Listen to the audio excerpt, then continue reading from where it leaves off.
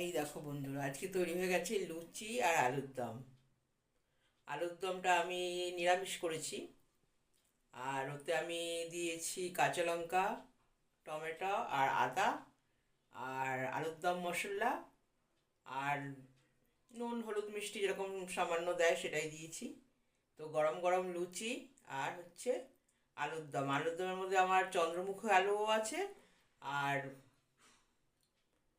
নতুন আলু আছে, দু রকম আলু আছে।